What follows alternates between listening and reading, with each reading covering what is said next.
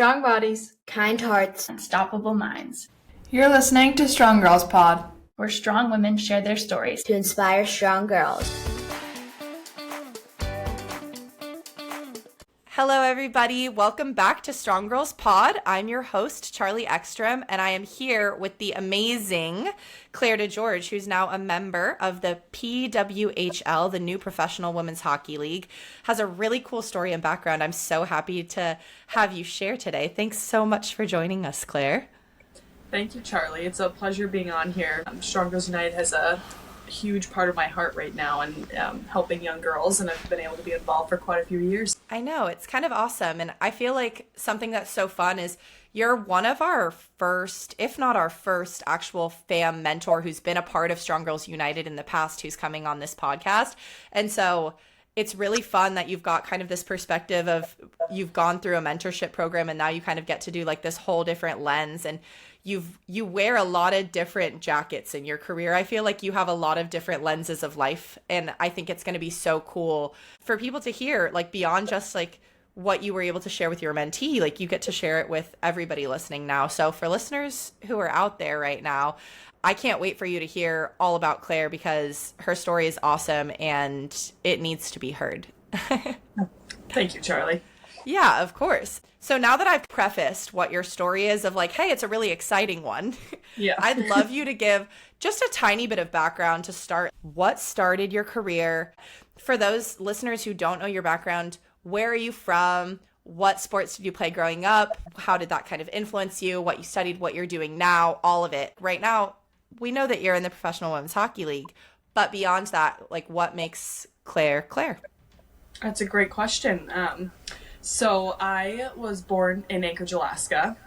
I guess that's my two truths and a lie right there. I already started out with a lie. That's good. I was actually born in Boulder, Colorado, but I moved there when I was 3 months old. So I always say I was born and raised in Anchorage, Alaska. And that's kind of where I started hockey. It's kind of interesting because none of my family, I'm the only hockey player in my entire family. And my parents just wanted me and my sisters to know how to skate. So we started figure skating till I was probably about 5, and I kept begging to play hockey. So they're like, okay, go for it.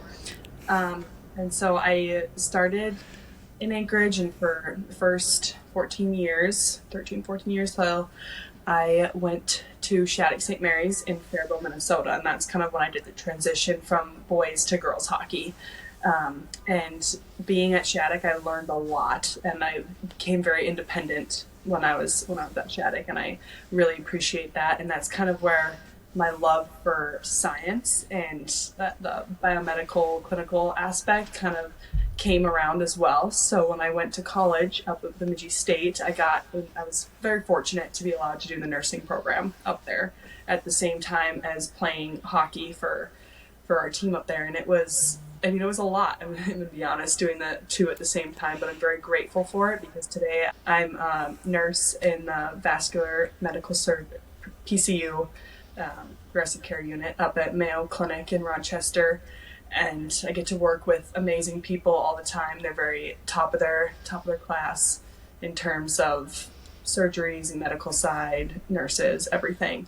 And can take a year step back or so, and I was able to do my 5th year before I started my nursing career at Ohio State, and that's where I became a fam mentor there. I had my first little mentee, and ever since then I've kind of been involved with Strong Girls United and trying to get the word out. But I was also able to get my master's in bioethics there. So that's another thing that I've been starting to get involved with at Mayo. And then I also was fortunate to win an NCAA championship with our team there. And it was an amazing experience. It's a very high honor, and I think the best feeling in a sense was with the team that we did it with. I mean, everyone was extremely, extremely passionate and wanted to win. And it's been the best culture in a team that I've ever had before. So that was something that made the experience really special, and I will forever be grateful for. Yeah. Oh, yeah. And then casually, I think you missed out on the whole playing professional hockey while you're doing the other things that you're doing as well. Yeah. I still play professional hockey. So this coming up last year, I was able to still play professional hockey, and we just did weekends. It was an interesting model. Our team was kind of, all the players were spread out, and all the players would go to a weekend. We had 4 teams, so you were always on your team. But I was on Team Montreal, even though I was playing in Minnesota, practicing in Minnesota with all those girls, but I was on Team Montreal. So we did 10 weekends last year, and again, my nursing, they're very accepting of it and allowed me to still go and be a part of playing professional women's hockey. And coming full circle around now to this year, it will be in January starting our very first professional women's hockey league, where we're all in central locations. It's just like the NHL. We can get traded. We could get traded to Boston if that's what they wanted to do. But I'm happy to be in Minnesota, staying here. So that's hopefully what will happen. Pretty exciting and pretty cool. You're a really cool example of like somebody who's doing it all. I'm almost like in awe just listening to the fact that you're working as a full-time registered nurse. I know that a couple of days ago we were texting and you're like, yeah, I'm on the night shift right now, so tomorrow I might be a little groggy, just letting you know. And I was like, oh my goodness, she does it all. She's playing professional sports. She's working as a registered nurse. She won a national championship in college, which is, like you were saying, not something to talk little of. It's such an incredible feat. And I think something that you said that spoke so well to me here is talking about that element of team, and like feels so much greater when you're doing it with the team. I think that that's such a cool element, because I agree, being a part of a team sport makes the sport so fun. And so when you're a part of a team that you take so much pride in and like win that national championship with that team, it just becomes so special. In the meantime, you got an undergrad, you got a master's, you were a part of a nursing program. Those are unheard of things for collegiate athletics. And so being able to do it all, it sets such a cool precedent for like people who want to do it and say, can I do it all? Yes. Listen to Claire's story, because she did do it all, won a natty, and is still following her dreams and doing everything that she's passionate about. You can do it all if you really want to. Might be a lot of hours, but Definitely. No, I recently just got asked by a little girl. She said she wants to go to dental school and play Division I hockey and do all that stuff. And I was like, well, you know what? It's possible. And there's girls who are on that path that are playing Division I college athletics all over the country. So thank you. That means a lot, because it definitely wasn't an easy path, but I did it. I wanted to, I'm passionate about it, and I think that's kind of what helped with it. And to go back to that team aspect, it's definitely something, team specifically, and being able to be a part of a team, and is something that's rolled over into nursing entirely for me, and in the rest of my life in every aspect. yeah. I was going to say, how much do you think that team element like translate into your professional career beyond professional athletics? Obviously, it's a team sport. You still play a team sport, so it would make sense for it to transfer over into professional athletics. But in a professional setting, especially working in the medical industry, in the medical field, working as a part of a like team of nurses, how important was kind of that background in team athletics, or how did you find it valuable for you going into your professional career? Yeah, I think the greatest thing that has helped me go in my professional career is not being afraid to ask for help, and knowing that your teammates are there to have your back. And I guess my greatest example is the senior nurses that are on my unit. I know every single time if I have a question, I'm just gonna go and ask them, and they're always accepting, and they show all of these team characteristics that I've seen in my teammates where we have had a lot of this success. So again, it's just the not being afraid to ask those questions. I think that's honestly one of the greatest things, and it's what I would pass on to others. Yeah, I love that. Asking questions is such an important thing, and also asking for help when you know you're struggling. When you were saying like the importance of asking for help, knowing that you can, whether it be in life, whether it be in sport, whether it be in your working career, whether it just be outside of it all, struggles are inevitable in life. But it's a matter of like who you're asking, or if you're willing to ask for that assistance, or to ask for advice, or to ask for help. It makes the experience so much more valuable, or the trade-off is invaluable, because it's like, oh my gosh, because of the fact that I knew how to ask for help, I was actually able to get the help for whatever I needed that with. And I think team sports definitely, it comes from something as simple of like, for me, could you pass me a ball? I want to get a couple extra reps. Or, hey, could you watch me on this rep? I'm struggling and I need somebody to just like tell me what to do. Yeah. Or I'm like, Yeah. I just need somebody to tell me what they see, because I don't have eyes watching me while I'm doing it. I just know what I'm feeling, and something's wrong, but I can't pinpoint it. And it's like a teammate is never going to tell you no, but it's Yeah. really hard to ask when you're first doing it. I'm like, I don't want people to know that I'm struggling. And then when I finally got over that fact, or I started cracking it into jokes. I was like, clearly something's off right now. Can somebody please watch me? I need some help right now. And you'd get a couple giggles out of it. And then somebody's like, yeah, I obviously have your back, like always and forever. So I love that was able to kind of carry into your professional career and is going to span probably for the rest of your life. Yeah. And you would be amazed how when you do ask those questions, sometimes they don't know the answer either. So then it's a learning experience for both of you to at least certainly in my nursing career, we both get to go look it up together. We both learn something. So it's just getting over that little fear factor of, oh, I don't know this, or I need some help. But at the end of the day, everyone learns. So yeah. Exactly. I was going to say, kind of looking at that, and I almost want to hear this from like two different lenses. Something that we do with Strong Girls, which I'm sure that you know at this point, being a part of the programs and all of it, is finding our 3 good things in a day, our 3 good things practice. Mm-hmm. And it's the idea of that every day, good or bad, no matter how high, no matter how low you feel, you're able to find 3 good things. And those 3 good things, pointing those 3 good things out, makes every single moment of that day a little bit less significant because you were at least able to find 3 good things. Yeah. And something that we thought would be really awesome here with Strong Girls Pod is kind of looking at, in sport, with all the highs, with all the lows of being an athlete, of playing, what are your 3 good things, your 3 favorite things about your sport? Oh, so my very first one, again, it probably just goes back to the friendships and the teammates that I've made. They've been my family probably since, at least the group of girls that I've been with for now since high school. They're my sisters, essentially, because I grew up with them. It's such a pivotal point of life where we were changing so much that they know me so well. It's like they're literally my sisters. So I think that just the friendships there. And then my second thing, this one relates to the sport specifically. It's just a feeling that has always made me, or like drawn me to hockey, playing the actual game, is the feeling. And I mean, I'm going to relate this to volleyball the best that I can for you, but I'm sure when you and your beach volleyball partner make a good play where it's just seamless, you don't have to think about it. You're just kind of reading off of each other very well, and then you get a nice, I don't know what they call it, like a dig maybe. Am I saying the right words? You're killing it with the volleyball references right now. I wasn't even expecting you to go from the volleyball lens. You can take it in the hockey lens, but I love it from the volleyball lens. I'm like, wow, I'm eating this little metaphor up right now. Trying.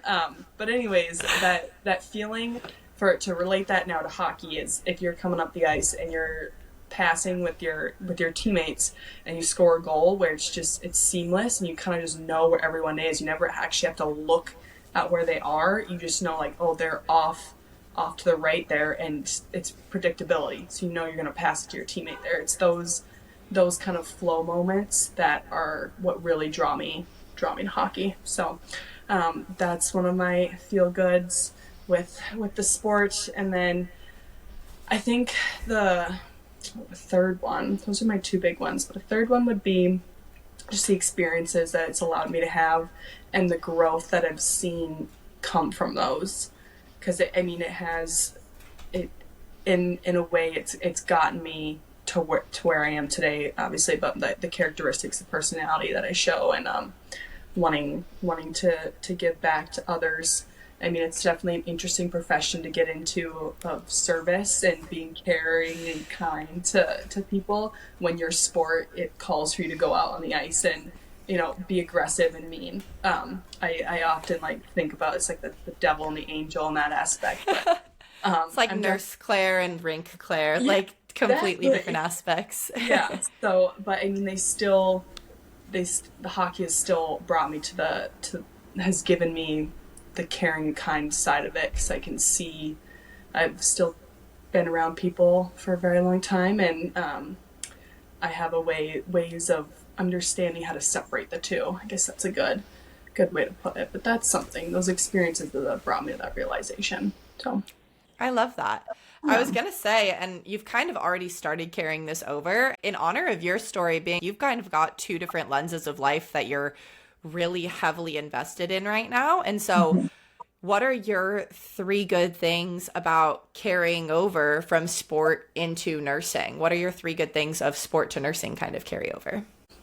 I'll stray from the teamwork one because it's still probably the biggest one. It's communication, being able to communicate with others, and that's not just with the nurses in general, but with my patients as well.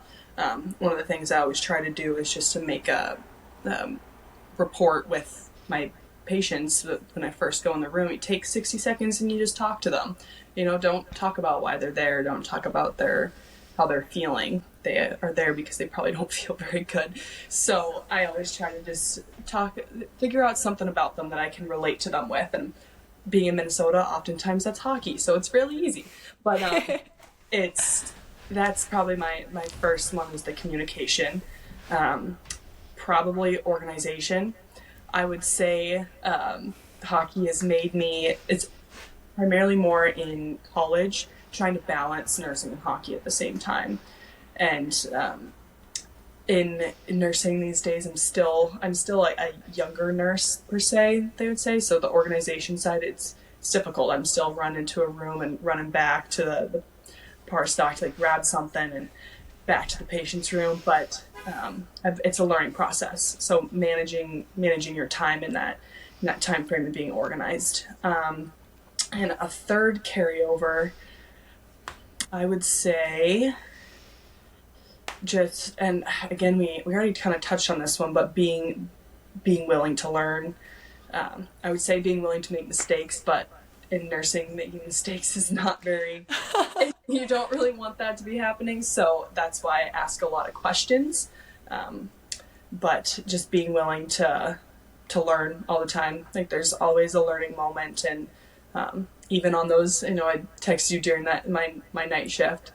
We have a couple hours in there, but usually, I just talk to my coworkers and we learn a lot, we learn a lot about nursing, just other things that are going on in society too, in the healthcare. So I love that. Three cool lenses. I was thinking, I'm sitting here in this balance of playing professional athletics and also working as well. And so I know that my balance is a whole different kind of level of thought process. And so being able to hear what you're able to transfer over in a career that's honestly so heavily established in its system, but it feels like you're almost breaking a little bit of the mold of not just professional hockey. You're in this whole new realm of professional hockey now, but in this realm of nursing, you don't really hear of professional athletes who are also full-time registered nurses. And that's a really cool realm that you're combining. So being able to hear the pieces that you take from sport and bring to nursing and the pieces of nursing that you're able to bring to sport, it's pretty cool. I love that.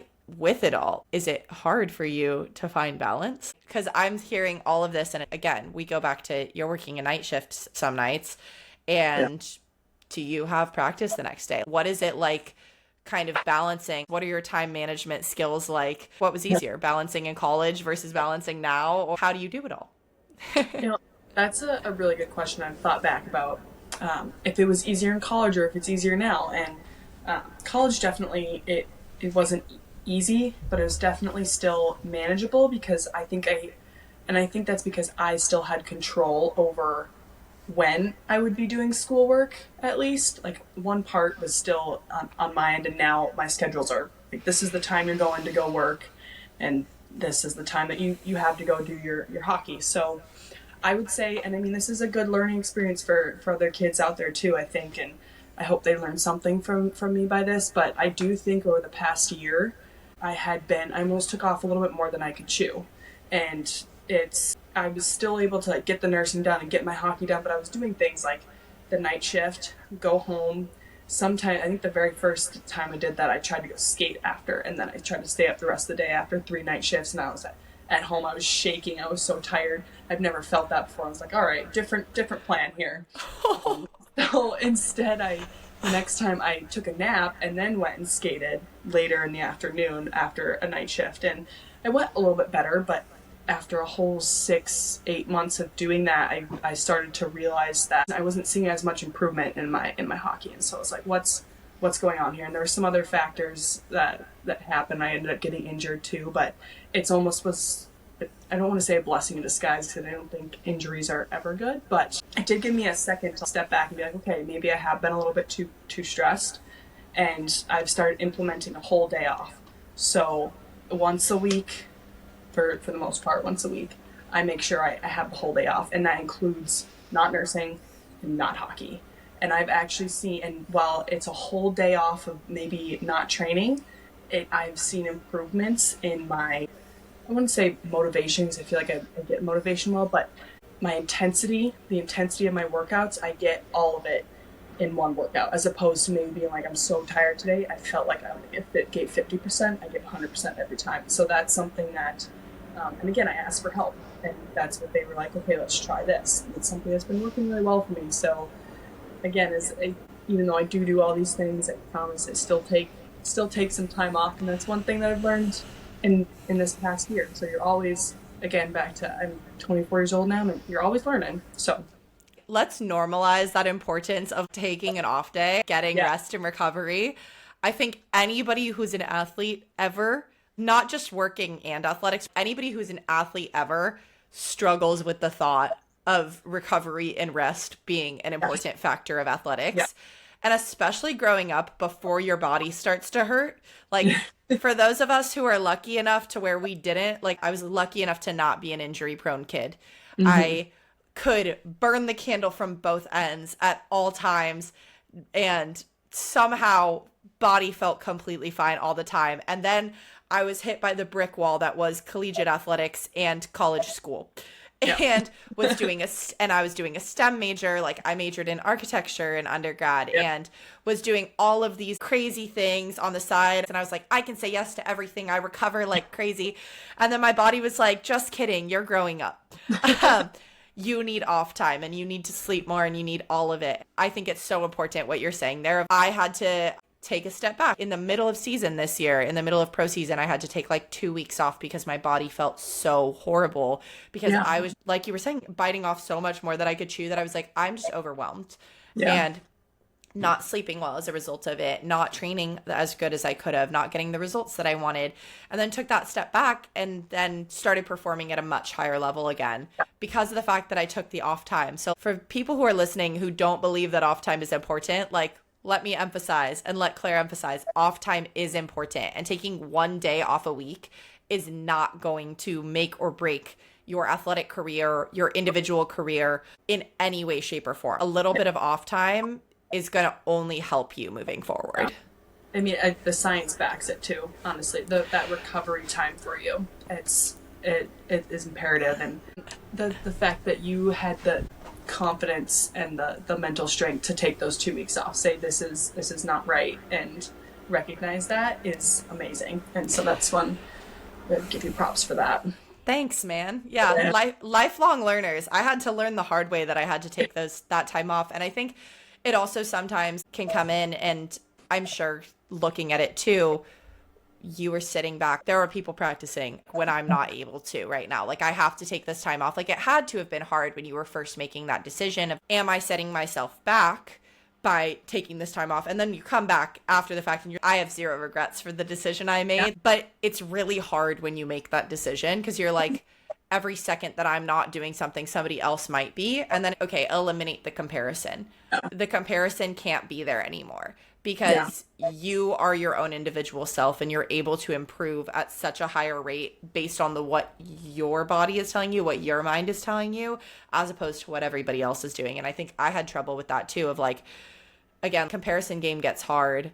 And when you're taking that time off, comparison can get even more hard because you're like, why do I have to take this time off? But then after you get back from taking the time off, it's like, oh my gosh, I'm so happy that I did.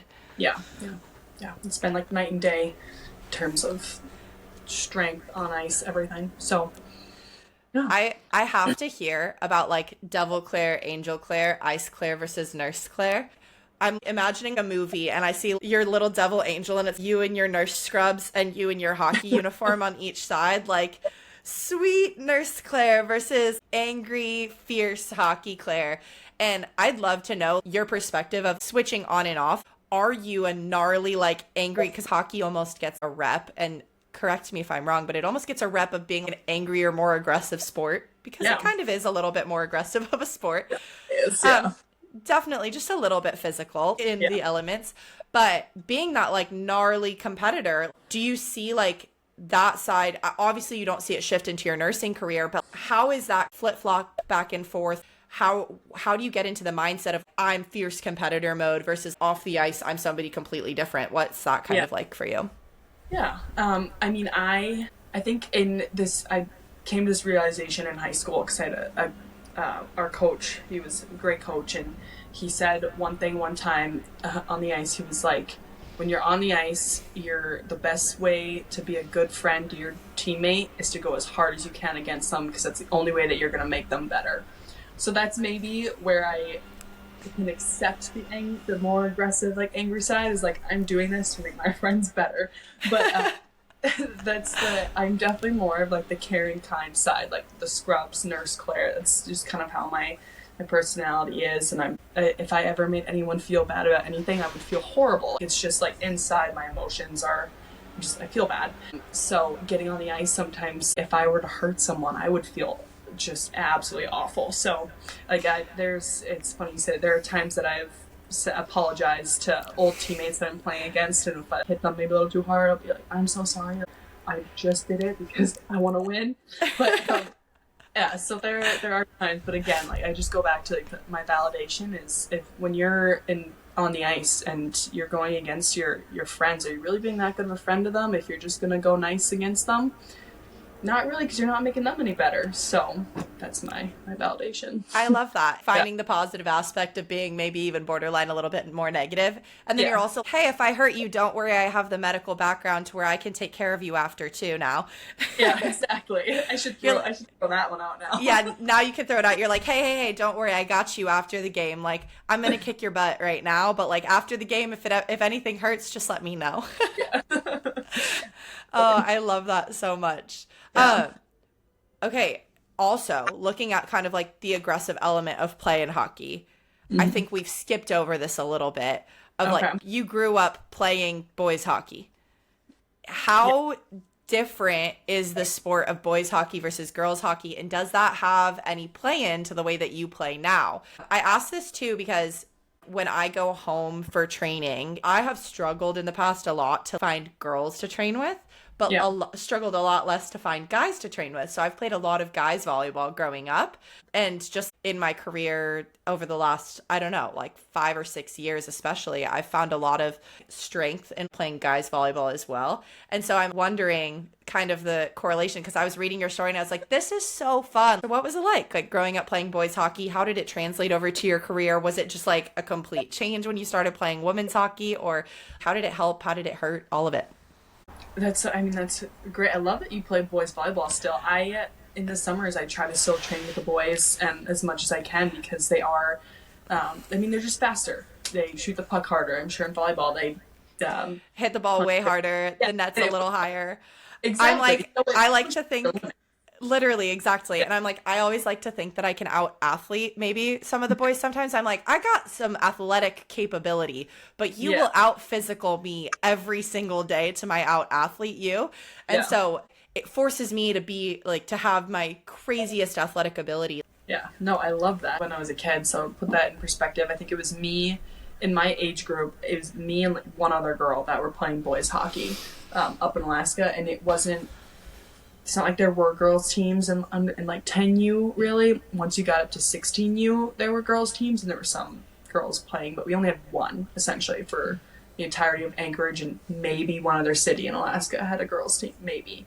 And now that's kind of changed a bit. There's definitely more girls hockey, but nothing compared to Minnesota on the lower 48, which is why I had to make that decision to leave. I mean, I loved playing boys hockey, but it got to the point where they were definitely getting bigger and stronger. And I think, honestly, the amount of concussions I probably had like 5 concussions in a year or two, because they had started hitting, and it wasn't like a well-known thing or talked about at the time. So it's not like I took any time off. I just shook it off and kept playing. So that is probably the best thing that boys hockey taught me, is just get up and keep going. Like, don't ever just lay on the ice if you get knocked over. That is definitely one of the biggest things that I have taken with me.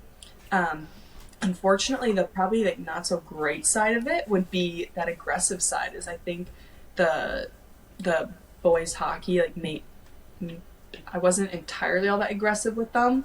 Maybe it's because I always had the guys, like, they had my back if someone did hit me, or the guys just didn't even want to hit me because I was a girl, which is unfortunate because I do wish they would have been a little bit more accepting of the girls on the teams. But that might have been something that hurt me a little bit, because when I went to Shattuck, my coaches did have to teach me a little bit more of, like, that aggressive side of, like, hey, like, you can still throw your body around here. It's just you gotta be a little bit smarter about it. But so that might have been probably the only not so good thing. But I absolutely love training with boys, and I still, every time I go home, I still train with them, and they push my limits. They're definitely still way better than I am. But it's like you said, the athletics, like, I still feel as though I can still think the game as fast, and so I can make the play that needs to be made. But they're definitely way faster, harder shots. So they still win in the end. But I can hang, I guess.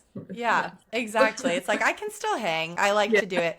We have a group chat when I'm visiting home. I'm like, hey, is anybody in town? Do we want to get some reps? And for me, I love training on a guy's net, because in volleyball, a men's net is 7 inches higher than a woman's net. So training on that net, learning to hit on that net, and if I can get, like, full swings going. I'm fortunate enough to where I've got some height to me. Being 6'1", like, it's a little bit easier than if I was, say, like, 5'8", 5'9", the way that a lot of players are on beach volleyball, to where the women's net, like, they can absolutely smash balls, but hitting on an 8-foot net is kind of a bit of a challenge when it's well over 2 feet taller than you. But I've got a little bit of the advantage of where, while I still have the height, like, so I have to reach and I have to jump pretty high, but I can get the hang of it. And so I've always attributed a bunch of, like, my jump and my ability to offensively be a weapon, like, to the guys' game. So I kind of love that. My mind thinks about it in, like, just as high of a level to where I can hang. Might still get my butt kicked, but can hang a little bit more than I would have thought. But looking at, I guess, now contributing to that, you left your hometown because of the fact that it was, like, a much better opportunity in Minnesota for you for women's hockey. But looking back to kind of, like, hometown growing up, you said that you were the only person in your family who played hockey. You guys all knew how to skate. Did you have anybody that inspired you growing up? Or was that just hey, I think hockey would be cool. Let's do it. And unfortunately, it was probably more of the, hey, hockey would be cool, let's do it. But I love answering that question, because it's growing up in Anchorage, all we had was men's teams to look up to, and I watched the NHL. I didn't even know a U18 girls team existed until I went to Shattuck when I was 14 years old, which is a little bit embarrassing. But this women's hockey wasn't really a thing, and so I never watched college women's hockey, nothing. I watched the UAA, the Seawolves, and I was like, I'm gonna be a Seawolf someday. I'm gonna play in the boys, like, UAA team, and it just no one. And the funny thing is, I think I was saying that until I was like 12, but no one ever told me no, and I guess I can give them a lot of credit for not telling me no. It's like I'm gonna go to the NHL and play, and no one said no. They're like, you want to do that? All right. That just gave me goosebumps hearing that nobody ever told you no. That is an awesome community of people that you grew up around. Like, that everybody's just like, heck yeah, you're going to UAA and you're being a Seawolf and you're going to play on this team with all the boys. Like, I love that. Shout out to the community of Anchorage that you grew up in. That is amazing, especially coming from a small town where sports aren't as easily accessible. That is so awesome to, like, motivate a girl who wants to be a kick butt athlete, and you're able to go and do that. And there's probably a piece of you now that doing nursing and playing professional hockey, you're like, well, heck yeah, I can do it. Nobody's ever told me that I couldn't do something before, so why wouldn't I be able to do this now? Yeah, it's a very good point. Like, I like the way you put that. I've never thought of it that way, just being very appreciative of my community for never telling me no. And even though they were probably still laughing behind my back a little bit, like, little does she know, but yeah, we're to your face. Yeah, exactly. It's like we're definitely a little isolated up there in Alaska, but again, grateful for it. So Nah, it's beautiful. And in a past episode, we actually talked to Olympic gold medalist cross country skier Keegan Randall. Yeah, who's also Alaska based, and something that's so cool that's very undersold for people in the lower 48 is that these athletes come from everywhere. And so hearing stories of people that come from places that aren't necessarily athletics hotspots, but you're still able to do these really cool things and trailblaze a community. Like you're saying now, hockey is bigger in Alaska than it was prior. There has to be some of that attributed to the fact that you've had a lot of success in hockey and that there's been this success path of athletes have come out of Alaskan hockey, so might as well start including it. Do you see yourself, like, when you go home or when you're visiting or anything, when you're kind of connecting with the community, do you see sports overall in Alaska changing? In what ways do you kind of feel like you might have helped in trailblazing women's hockey in Alaska? Yeah, I mean, that's a great question. I do think that there are some women leaders up there in hockey that have like already started paving the way, and one of them was my coach at Ohio State, Zoe Hickel. Like the Hickels have had a very big part in women's hockey up there, and kind of been doing all the work ever since I was a kid.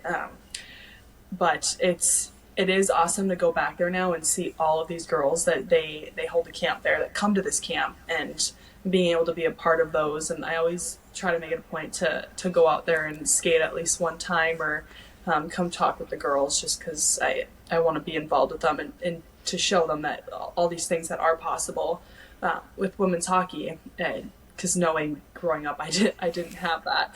So being able to be there for them, I mean, they're all still so young, and some of them I've been working with since they were like 5 years old. When they were out in little mini mites, my coach would have me come out and help, and it was a lot of fun to be with these little girls. So I've been able to see them all grow up now until they're like 13, 14 years old, and I can't believe that they're that old already. But oh my gosh, yes. Yeah, I still haven't seen the end goal yet, I would say, just because they're all still so young, and I'm very interested to see enter like high school, college, all of this, like where it takes them.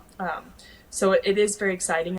You are able to serve as a role model for these girls like that you didn't have growing up. You didn't have a female hockey player you looked up to. You were watching NHL games, and you were watching UAA, and you were doing all of these like really, you were still watching hockey, and you were in love with the sport and all of it. But you get to be the hockey role model from the women's side that you never really got, which is so cool. And I so relate to like coaching kiddos when they're little and like watching them grow up. I've done a couple lessons with kids and been coaching them since they were like 10 years old, playing volleyball, when we were working on like serving over the net. And one of them just messaged me the other day that she had gotten her driver's license, and I just kind of sat back and I was like, absolutely not. I was like, no way. Like, I was like, that is crazy. Wow, you are still barely able to get a serve over the net in my books. So I was just laughing, getting to watch these kids grow up and getting to serve as a role model that you might not have had growing up. So that's pretty phenomenal. Yeah. Speaking of the serving as a role model, there was one thing after like the NCAA championship, I went home that summer. I was able to go home that whole summer, and one of the coaches invited me out to go with the little girls and skate at one of their skates. And so I went out, and they told me that they had put the game up on a projector board at UAA in their locker room. We were watching it, and I was like, I had no idea. And I was like, that is amazing, because like I never did that, you know. It's like it wasn't even a thing. So that was definitely one of those like heartwarming moments where I was like, wow, like this is actually something that even without realizing it, I guess like I'm just playing the game of hockey. Like I was just out there playing, and it's still somewhat making a difference in those kids' lives, because they were so happy, and I was like, I didn't do anything, but the impact goes way further than you'll ever realize, which is such a cool thing. I love that. Like going back to, you wanted to be like a member, like you were like UAA was what I grew up watching, and then they ended up watching you at the end. Oh, that makes my heart, that's like a warm and fuzzy feeling. Like easily warm and fuzzy feeling. What pushed you to like go pro and to decide to continue your hockey career beyond NCAA and play professionally? What was kind of that inspiration like? I definitely think it's just something I've always wanted. I love hockey. So I think that's just a simple answer on that one is I just love hockey. So it's kind of what's pushed me to really keep going and, again, be a role model for those other kids coming up. I love that. And I relate to that so much. I think that I've been asked that question as well of like, oh, have you always known? And I was like, well, yeah, it's just, I love my sport. So it was just a given. Yeah. I was going to graduate. I was going to play and get as good and as many degrees as I could in the time that the NCAA let me be an athlete. And then immediately once that eligibility rang up, then I was going to go and play professionally. It was never a question. It was like, I'm going to go do this. And I know other people have different stories, but I love hearing that from you too, because I'm like, yep, I love the sport. So why wouldn't I go do this? Like, this is a journey that I'm excited to take, that I'm willing to take. So I'm going to take it. So it's so cool, like hearing that. Now too, from your perspective, you're in a trailblazing group of athletes for women's hockey. You guys are finally breaking ground with PWHL. How does it feel being amongst the group of first drafted players? Are you excited, like beyond words for season, or what are the words if you've got them? What's it like kind of being in this first group of athletes in the PWHL? I mean, it's an honor, honestly, being a part of it.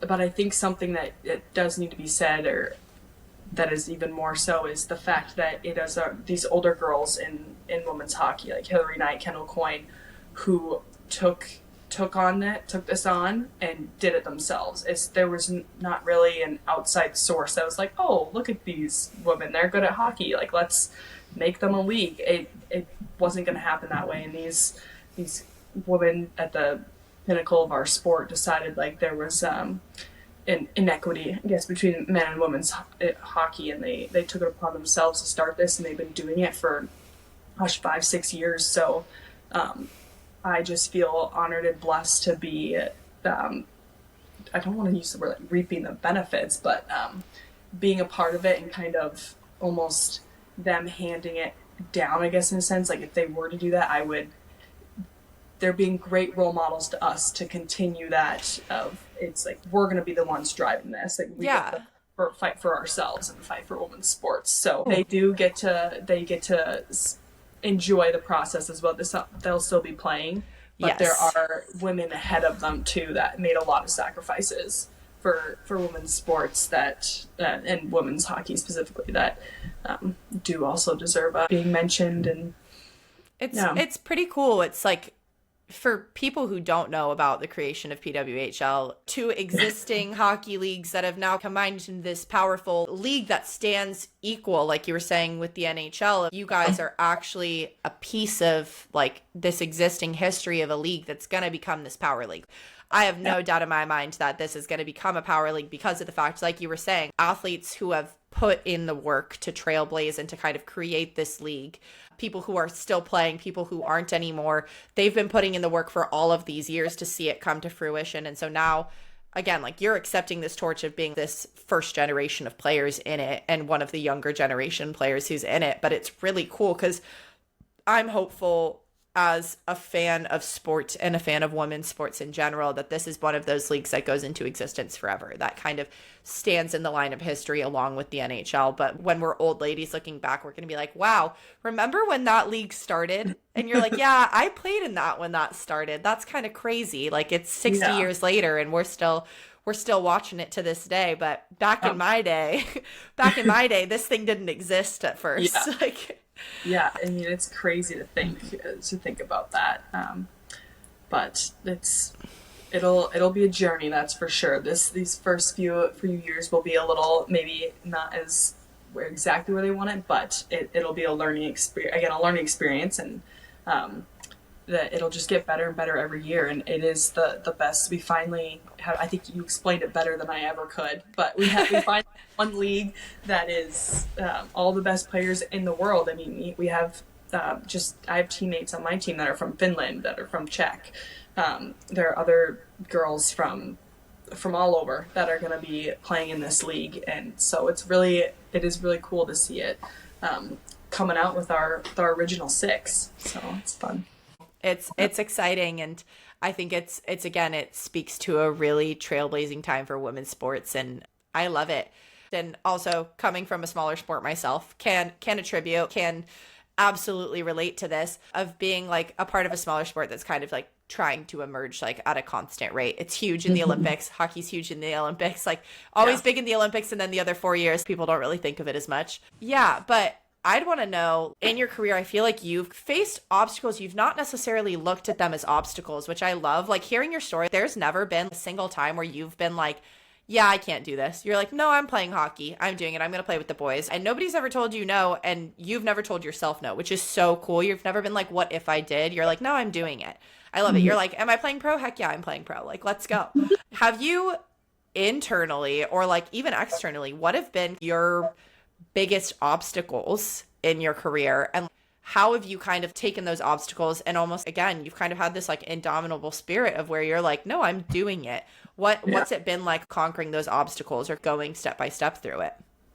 Yeah, I mean, say probably like a year ago, again, I wouldn't have been able to really think of one very easily just because, like you said, I've always been a quote, like, yes man, just always gonna go for it and try it. If I fail, I'll just figure out another way to try and do it. But I would say in this past year is just that the obstacle of learning, like, you need to take a day off. Like, I'm at that age of the one day off a week is something that is actually needed. It's going to help you. And I did recently get like an injury. I was starting to develop a stress fracture. I know I kind of alluded that at the beginning, but I was on crutches for like a month and a half, and that was all from just overtraining essentially. So taking a step, that's kind of been an obstacle, but I know I've been persevering through it. I've actually been coming out strong. Like I'm stronger now than I was before all of this happened, and on the ice I feel better. My mind feels more clear in a sense on the ice. I'm making sure my nutrition is good. I've been again implementing that day off. So all of these changes I've been able to make because of an obstacle.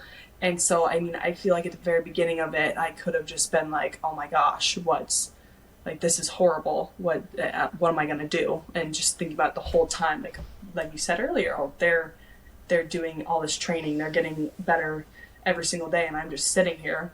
And I mean, that's it. Again, that wasn't the case. I wasn't just sitting there. I still had like all these things. Luckily, I had an amazing team of people like helping me out and keeping me doing things that would make it easier to come back after. And it's been probably only a month and a half that I've been off crutches, and all of these things are starting to come to fruition. You can see, or at least I can see it helping me a lot. So I really do hope that others are not afraid to ask for help and realize that even if they feel like there's an obstacle, that you can get over it. That's pretty cool. Yeah. I think it's also, like you were saying, now we're at the age where like injuries happen. Yeah, exactly. Been lucky enough to where injuries didn't happen when we were little. That's not to talk down on anybody who battled injuries growing up.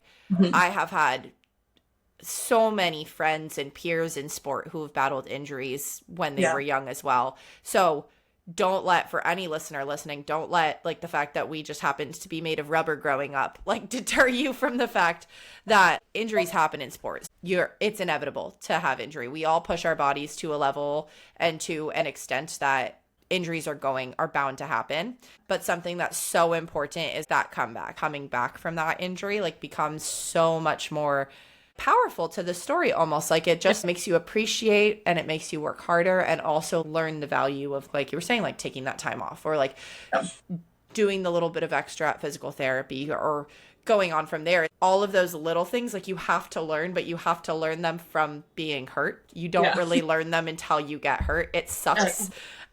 Unfortunately, you have to like hit the wall before you actually learn that like you should go over it instead of just running through it. It ends up working out that way. And so I love you sharing like that you had to learn that from that obstacle of getting hurt, and it may have come later. Yeah. For some people who are lucky enough to learn the obstacle of taking time off, if you learn it at an early age, that's awesome. For those of us who learned it in our 20s, I wish that I would have learned it in my teens, because that would have helped a lot in my teens. Exactly. Yeah. No, I think that that's pretty awesome. And then another question that I have for you, just looking at kind of everything that you do, what's your biggest inspiration in all that you do? My biggest inspiration, honestly, I feel like it's my sisters. I know I haven't talked about them at all in this, so quick little background. But they're both just they're hard workers, and it's the fact that I know that they're doing all these things, and being fearless and courageous and brave and everything that they do that gives me fire, and that I can do it as well. And I guess just to put that, so my older sister is in the Air Force. She did swimming at the Air Force Academy, and she's like a B-52 pilot now. And the stuff that she does is pretty insane. And she's also doing Ironman training now, that her post swimming. So she does the Ironman training at the same time as her B-52 stuff. And it just blows my mind. Like, she does essentially like the quote night shifts flying, and I'm just like, okay. And then next day she's biking 50 miles. I'm like, this is absurd. So that part. And then my little sister is actually an open water swimmer. She's a Florida Gator, and she's senior year, and she does open water swimming and is on like a pre-medical path as well. So she will go into the water and swim 10Ks. And I mean, I'm sure if you I don't know how much swimming you've done, Charlie, but a 10K in the open water, I mean, I'm just afraid of a shark, first of all. I'm like, I don't know how she does it, but she pushes through it, and there's times she's thrown up in the middle of a race in a 10K and just kept going. So I'm like, if my little sister can do that, it's like, I can sure as heck get through this workout, or push myself through all these other things. So that's kind of where I get my inspiration. That is incredible. Your family, I want to know, like, what water you guys were drinking growing up. Your family does not stop, and that is so awesome. All three of you guys, all three sisters, being so driven. You're all doing the double shift with everything you do, and probably again contributes to that idea of, you were like, yeah, they do it, so yeah, we all just kind of do it. There was never a time that you were like, no, I'm not going to be able to do it, because older sister's doing it, younger sister's doing it, you're doing it. Like, everybody just kind of unanimously supports each other, and I love that unanimous, like, we're all gonna grind, and it's all gonna be in a different way. All of you guys played your different sports, all of you did your different things, but all have ended up succeeding and finding success in every like facet that you've done. So that's super cool, getting to see or hear family support from completely different lenses, but all for the same goal of like, we're just gonna work, and we're gonna inspire each other through our work. So that's pretty cool. Yeah, I know enough about swimming to know that a 10K in the open water is not something that I would choose to be doing. So that's pretty cool. Yeah, she's so funny. She's like, yeah, we just did 8K in practice yesterday and the day before. I'm like, even when I was injured, I was swimming a little bit more. And I was like, I don't think I swam an 8K in a total week of my swimming that I was doing. So I just laughed at that. I was like, that is absurd. Yeah. I grew up swimming a little bit, and I remember doing a mile swim. I was good. I was like, that's enough for me. I'm tapped out. I've done all my laps. Like, 1,600 meters is good for me. Like, that's about all you're gonna get. So to do 8,000, that's a lot. It's a lot. Yeah, that's quite a lot of meters. A lot of pool floor staring. That's why. Yes. Oh my goodness. It's insane. Yeah. Our conversation has just been so awesome. The only thing that I have left is our Strong Girls United series questions. For those of you who are listening for the first time on Strong Girls Pod, our 3 pillars of Strong Girls United are strong bodies, kind hearts, and unstoppable minds. Claire, you know this, being a veteran of Strong Girls United through the years. And for those of our listeners who know this piece of the series, we're doing this as a piece of the pillars of Strong Girls United from all of these incredible women that we're talking to on this little podcast that I'm hosting you on here. We're just asking kind of the fun bits of it of how do you keep your body strong? So I would say get 8 hours of sleep every night. That's how I keep my body strong. It is very important. Strong and fuel yourself. Those are it doesn't matter what you do in your training. If you're not getting enough sleep and not eating enough, you're not going to have a strong body. There's that. Feel that. Now, B, how do you keep your heart kind? My heart kind. I'm just going to say the nursing part of that. There's a lot of, I learn a lot from my patients and seeing their interactions with their family and just being there for them. So that's my side of the being kind, and I really enjoy that aspect. It's Angel Claire coming in Yeah. in her scrubs, Yeah. coming in with her scrubs. And Yeah. I love that. You've got a really unique way of keeping your heart kind, and that like comes in your profession, which is so special. I love it. And then C, last but definitely not least, how do you keep your mind unstoppable? Take a day off. Don't Yes. don't think about things. That's how I try to keep my mind straight. That's my go-to right now. I love it. Yeah. Keep your mind strong by giving it the time to actually rest. No mind Yeah. melts. No Yeah. melting. Just only building it up. Yeah. Oh, well, Claire, thank you so much for taking the time to come on and chat today. I've had so much fun, like hearing stories relating, and I think that your story is one that I hope continues to inspire so many people, not just in Alaska, but beyond, like nationwide, because those small town athletes that make big changes are really fun people to have in your corner and to be inspired by, and you're one of those. So I'm so grateful for you taking the time and hopping on with me today. Yeah, thank you for having me. I mean, this was a very, very fun talk, and I do hope that girls around the nation get to hear it and maybe learn something from me, learn from my mistakes even. It would be the best one, learn from the things that I did wrong so you can not make those mistakes. Could not agree more. If people learn from us on making the mistakes, there will be a lot less mistakes made in athletics. I feel like Yeah. sometimes you have to learn them the hard way, but if we can prevent the hard way from happening, like that would be great. Yeah, it would be great. Awesome.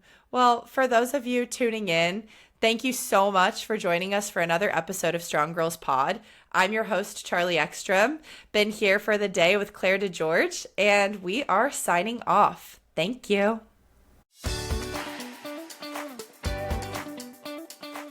Thank you for taking the time to join us today on Strong Girls Pod. In the spirit of growing community and inspiring strong girls and women everywhere, please subscribe, rate, and leave a comment about our podcast. Tell your friends, family, really everyone to listen in and enjoy. This podcast is sponsored by Strong Girls United, a nonprofit with a mission to empower girls to be strong, confident, and resilient through sports mentorship and mental health programming. Visit sgunitedfoundation.org to learn more on how you can get involved today.